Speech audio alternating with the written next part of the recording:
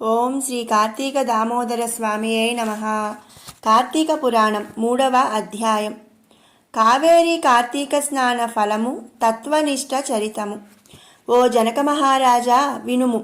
కార్తీక మాసమందు స్నానము, దానము, జపము మొదలైన పుణ్యములలో ఏదైనను స్వల్పమైనా చేసిన ఎడల ఆ స్వల్పమే అనంత ఫలప్రదమగును. స్త్రీలు కాని పురుషులు కాని అస్థిరమైన శరీరమును నమ్ముకొని శరీర కష్టమునకు భయపడి కార్తీక వ్రతమును చేయని ఎడల 100 మారులు కుక్కగా పుట్టుదురు.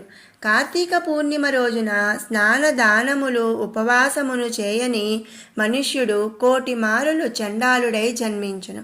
అట్లు చండాలుడై పుట్టి చివరకు బ్రహ్మ రాక్షసుడై ఉండును. ఈ విషయమందొక పూర్వకథ కలదు, చెప్పెదను వినుము. ఆ ఇతిహాసము తత్వనిష్ఠునిదై ఉన్నది కనుక దానిని వినుము. ఆంధ్రదేశమందు తత్వనిష్ఠుడను ఒక బ్రాహ్మణుడు కలడు. అతడు సమస్త శాస్త్రములను చదివినవాడు, అబద్ధము ఆడనివాడు, ఇంద్రియములను జయించినవాడు, సమస్త ప్రాణులందు దయగలవాడు, తీర్థయాత్రలందాసక్తి కలవాడు. రాజా, ఆ బ్రాహ్మణుడు ఒకప్పుడు తీర్థయాత్రకు పోవుచు గోదావరి తీరమందు ఆకాశమునంటియున్నట్లుండు ఒక మర్రి చెట్టు మీద 3 బ్రహ్మరాక్షసులను చూచెను. ఆ బ్రహ్మరాక్షసులకు తల వెంట్రుకలు పైకి నిక్కియున్నవి, నోరు వికటముగానున్నది, శరీరము నల్లగా ఉన్నది, ఉదరము కృశించియున్నది, నేత్రములు గడ్డము, ముఖము ఎర్రగా ఉన్నవి, దంతములు పొడుగుగా ఉన్నవి, చేతిలో కత్తులపైన పుర్రెలు కలిగి సర్వ జంతువులను భయపెట్టుచుండిరి. ఆ రాక్షసుల భయము చేత ఆవత వృక్షమునకు క్రోశముల దూరము లోపల మనుష్యులు, పక్షులు, మృగములు సంచరించుటయే లేదు.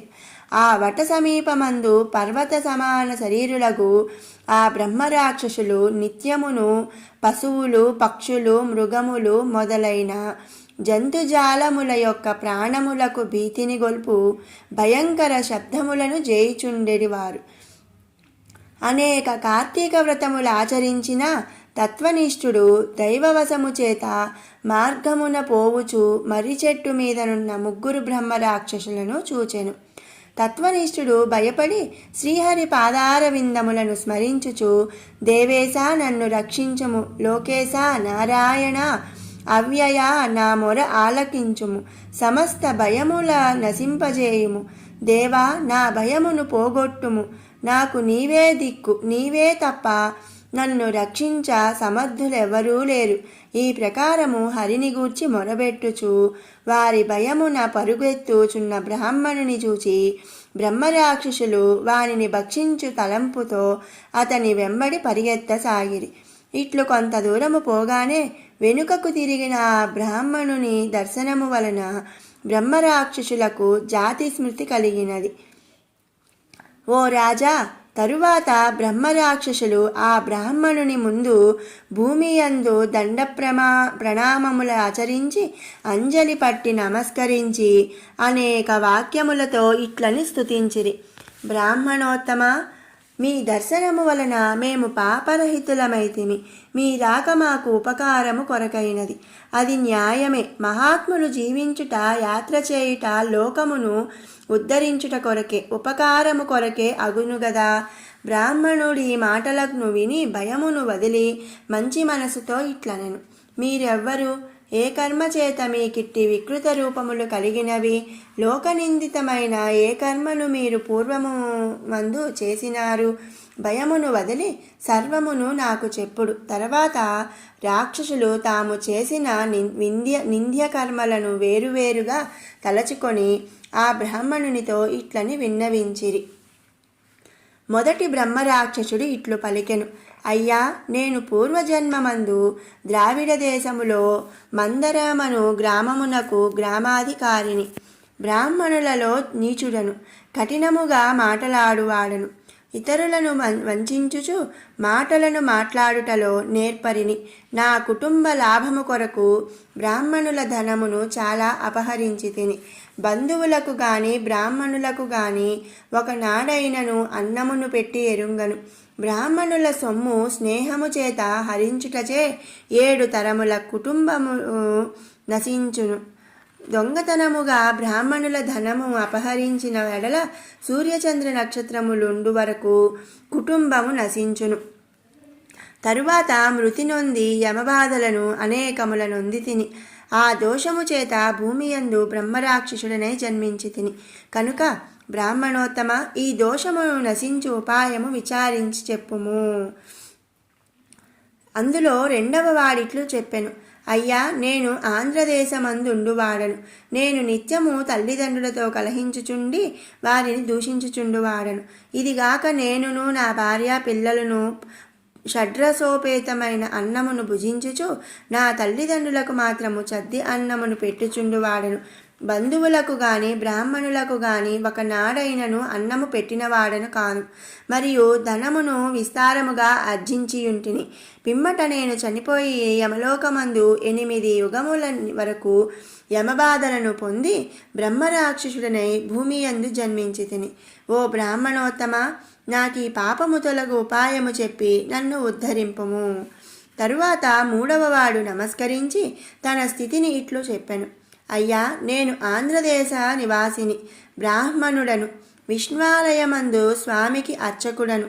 స్నాన సంధ్యావందనములను విడిచి స్వామి పూజను వదిలి పరనిందలను చేయుచు విశేషముగా మాట్లాడుచు కఠినుడనై దయాశూన్యుడనై తిరుగుచు దేవాలయమందు భక్తులు వెలిగించు దీపములోని నెయ్యి నూనెను అపహరించి వేశ్యాగృహమందు దీపములను పెట్టి ఆ నేతిని వేశ్యకు ఇచ్చి దేవతా నివేదితాన్నమును అపహరించి అనేక యాతనలను అనుభవించి తరువాత భూమికి వచ్చి నానా జన్మలందు జన్మించి చివరికి బ్రహ్మరాక్షసుడనై పుట్టి ఈ మర్రి మీద ఉంటిని. కనుక సమస్త భూతదయాపర బ్రాహ్మణోత్తమ, నన్ను రక్షించుము. నాకీ బ్రహ్మరాక్షస జన్మమును నశింపచేయుము. తత్వనిష్ఠుడిట్లు బ్రహ్మరాక్షసుల మాటలను విని ఆశ్చర్యము పొంది, మీకు కొంచెమైనను భయము లేదు, మీ దుఃఖము పోగొట్టెదను. నేను కార్తీక స్నానార్థము పోవుచున్నాను, నాతో మీరు కూడా రండి అని వారిని తీసుకొని పోయి కావేరీ నదిలో బ్రహ్మరాక్షసుల నిమిత్తము రాక్షసులచే కూడా స్నానము చేయించి వారికి బ్రహ్మరాక్షసత్వమును నశింపచేసెను. అముకానాం బ్రహ్మరాక్షసత్వ నివారణార్థం అస్యాం కావేర్యాం ప్రాతస్నానమహంకరిష్యే. ఇట్లు సంకల్పము చేసి ఆ బ్రాహ్మణుడు విధిగా స్నానము చేసి ఆ రాక్షసుల కొరకు ఆ ఫలమిచ్చెను. ఆ క్షణముననే ఆ ముగ్గురు దోష విముక్తులై దివ్య రూపములను ధరించి వైకుంఠలోకమునకు పోయిరి.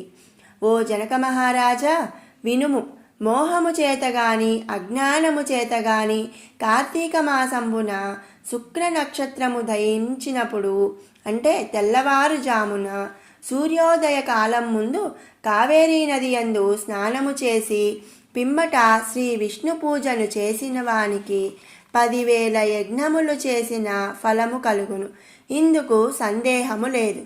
కార్తీక మాసమందు ఏదో ఒక ఉపాయము చేత కావేరీ స్నానమును తప్పక చేయవలెను.